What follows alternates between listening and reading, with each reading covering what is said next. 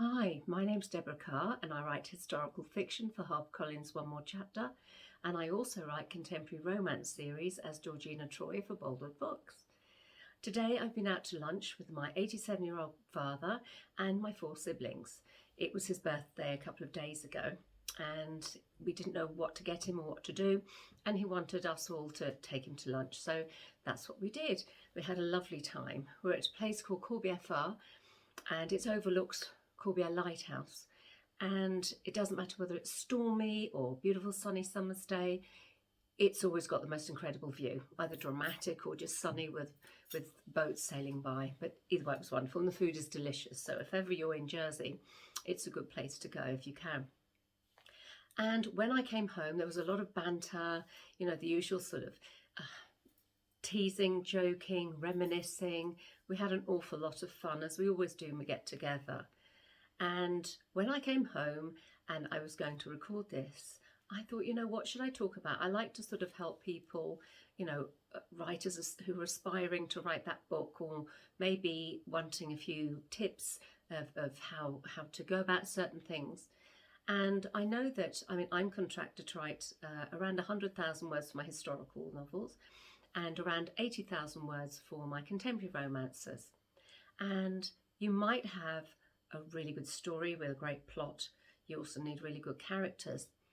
But you need to give depth to those characters, and each character has to obviously come across sounding different on that page, with different mannerisms and different ways of speaking. And sometimes it's hard to actually sort of come up with all those different and new nuances for your characters. And a good way of doing this, I was thinking, is, although I didn't have much time to do it today because we're a very chatty family, being out somewhere. So if you're in a cafe, sitting over a cup of tea or something, or even going, going for a walk and taking a sit down near the sea or something like that, in a shop, queuing at the post office, that sort of thing, listening to other people's chatting and banter and how they say things, how they interact with each other, it can all help.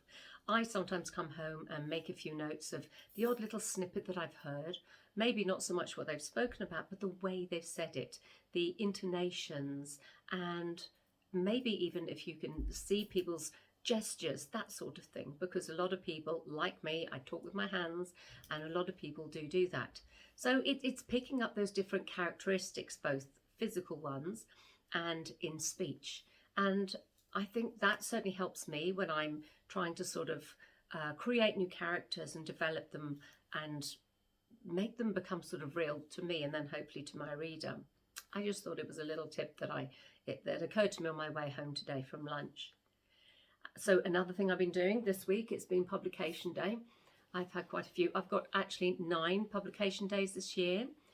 I have got, I'm trying to think how many new books I've got out. I don't know, I've got 1, 2, 3, I think it's 3 or 4 new books out. But I have my backlist being relaunched as well, with new covers and a couple of new titles with Boldwood Books. So last month I had Summer Sundays, which is the first one in my Boardwalk series, and this week I had Love Begins, and that is the second book of my series. Winter Whimsy is out in May, and the 4th book, Sunny Days on the Boardwalk, is out in July, and then in September there's a brand new book. So for those of you who've already read my Boardwalk series, there's a brand new book coming out in September. I've also got another book out in April, and that's the 3rd book in my Sunshine Island series. So that's Chasing Dreams on Sunshine Island. So there's an awful lot going on. I've got something most months.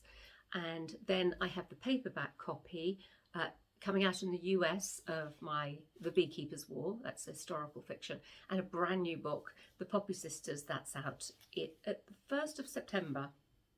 I believe that's right. So an awful lot happening this year, which is very exciting, but it keeps me busy. And of course, so I do need to do things like come up with ideas of how to help me create and give depth to my characters, my new characters that I write for each book. So it's a constant thing of finding different ways to do things.